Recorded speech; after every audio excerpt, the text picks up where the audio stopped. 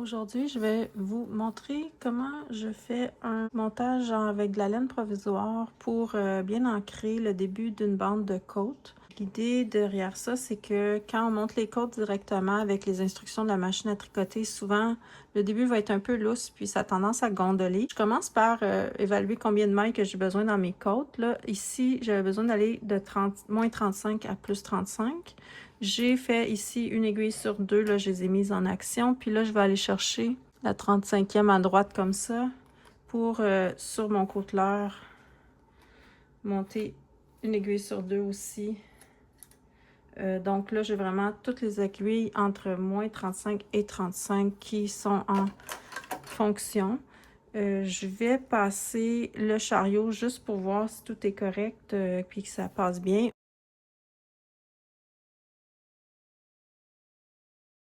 OK, tout est beau. Alors, pour commencer, comme le début n'est pas important, ça va être retiré plus tard, on va commencer avec la tension qui va être la tension des côtes. Je vais les faire à 3 et 2 picots. Donc, 3, 1, 2. OK, fait que là, je vais prendre ma laine qui n'est pas la laine de l'ouvrage. Puis, je vais aller passer le chariot. Tous les réglages sont ici au réglage de base. Et j'ai mis la tension sur les deux fontures, la même valeur. Puis, je vais aller prendre une petite pince ici pour faire un petit poids au bout du fil qui a été installé là. Et je vais aller insérer mon peigne de montage.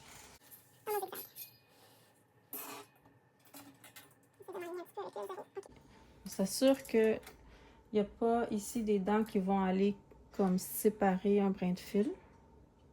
Ça devrait être tout dans les espaces. J'insère le petit fil métallique. Et je m'assure aussi que à l'extrémité ici qui va être à gauche, c'est bien dégagé. C'est pas pris dans mon fil là, qui va jusqu'au chariot. Fait que je vais pouvoir mettre mes poids. Pour des côtes, on met beaucoup de poids. Je vais mettre 2 grands poids ici de part et d'autre. Du peigne. Je les mets, si vous vous posez la question, on ne voit pas, mais je les mets un petit peu plus loin que mes mailles. C'est mieux qu'à l'intérieur, si on est comme... on a à choisir entre les deux. Donc, 2 poids assez pesants. Puis là, je vais simplement faire environ 7-8 rangs de côte normales. Pour faire ça, j'ai déjà ma bonne tension, alors j'y vais.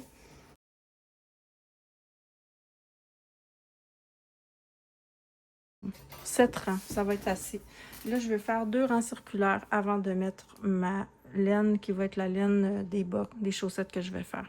Fait que pour faire mes rangs circulaires, c'est juste que je veux avoir, par exemple, quand je vais aller du côté gauche, je vais avoir le côteleur qui tricote, fait que je vais laisser celle-là vers le bas, mais en revenant, je veux pas qu'elle tricote. Puis pour revenir, ça va être l'inverse. Je veux que ça tricote sur le côteleur en allant vers la gauche, donc je veux pas que ça tricote ici sur mon fonture principale en haut.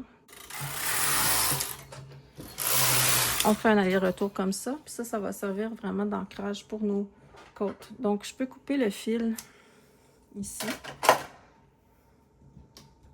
Celui-ci, je le dégage du chemin. Je veux pas que mon chariot s'empêtre dedans. Je prends ma petite épingle à linge de tantôt. Puis là, je vais aller l'accrocher sur ce bout de fil-là parce que je veux qu'il soit bien vers le bas. Je n'ai plus besoin pour le début de toute façon. Fait que je vais prendre mon fil de mon ouvrage.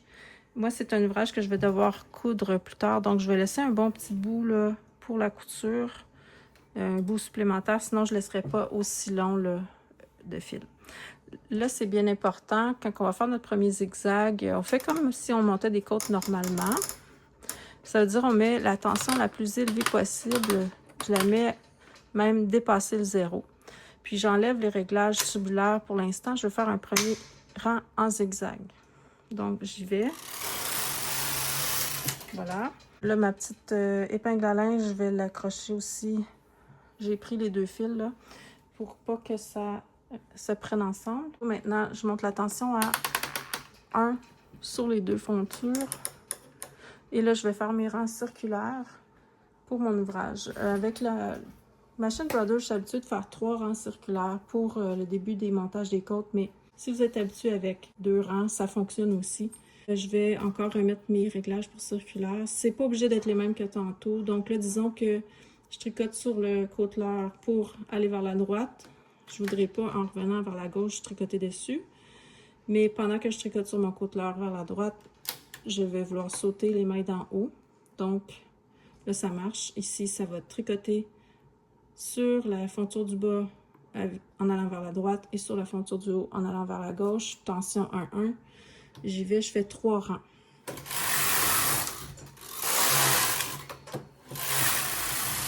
Je retourne de l'autre côté. Là, je vais ajuster ma tension sur les 2 fontures à 2. C'est pas la tension de l'ouvrage. Ce que je vais faire, c'est que chaque rang, je vais l'augmenter d'un picot jusqu'à atteindre donc graduellement la tension que je vais vouloir garder pour les côtes. Fait que ici, je dois supprimer là, le tricot circulaire. Fait que j'enlève ici les rangs, les réglages part. Puis, j'ai la bonne tension. Alors, on y va. On s'assure aussi d'y aller doucement puis que toutes les mailles soient bien tricotées. C'est un peu serré. C'est normal parce que la tension 2 pour la laine que j'utilise présentement, c'est un peu serré. Je monte d'un picot. Là, j'ai oublié de mettre mon compteur de mailles, mais je viens de faire mon premier rang là, de mes côtes. Je vais les ajouter. Deuxième.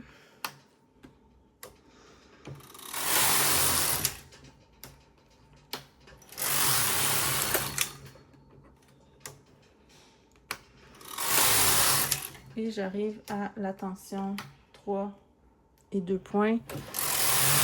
Ça va être ma tension pour mes côtes. Donc là, je peux faire tout mon tricot. Puis à la fin, on va pouvoir retirer la bande d'ancrage. Je veux juste voir avec vous comment on peut adapter la technique qu'on vient de voir avec la bande provisoire pour faire maintenant des côtes, une bande de côtes 2-2.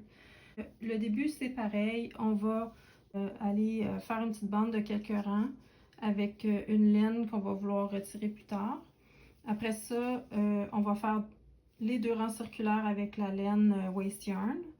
Puis là, ce que j'ai fait, c'est le début, c'est identique. C'est-à-dire, là, je prends ma laine que je vais utiliser pour mon ouvrage. Je fais mon premier rang zigzag avec une tension de 0 ou inférieure à 0. Ensuite, je fais 3 rangs circulaires avec la tension de 1. Tout est en côte 1-1 jusqu'ici. La modification, c'est tout de suite après nos rangs circulaires avec notre fil principal. Là, on va aller manipuler les mailles. Si je veux des côtes 2-2, dans le fond, je vais juste aller répartir les aiguilles de la façon que je veux avoir mes côtes. Fait que par exemple ici, là, je me retrouve avec 2 aiguilles ici ensemble sur le rang, la fonture d'en haut. Les 2 prochaines vont être sur la fonture d'en bas. Puis comme ça, on va aller déplacer toutes les mailles. Ça a l'air bizarre comme début, mais ça fait une belle finition. Vous allez voir, là, je vais le montrer à la fin de la vidéo. Donc, on s'en va comme ça. Puis, des fois, ce que je fais pour automatiser un peu mon geste, c'est de faire, mettons, toutes celles en haut, puis après ça, toutes celles en bas. Donc, toutes mes mailles ont été placées en côte 2 par 2. Avant de passer le chariot, c'est important de s'assurer que les aiguilles où il n'y a plus de mailles sont vraiment placées au fond. Donc, elles ne vont pas aller soulever une nouvelle maille. Puis là, je fais un examen visuel pour voir si ça a l'air tout 2 par 2 égal, je ne me suis pas trompée. Donc, si on n'avait pas encore défait les ajustements pour le tricot circulaire, là, c'est le temps de les défaire. Puis, on va placer notre tension à 2. La suite, c'est vraiment comme les autres côtes. Donc, j'abaisse le flap ici pour compter mes rangs, puis j'y vais.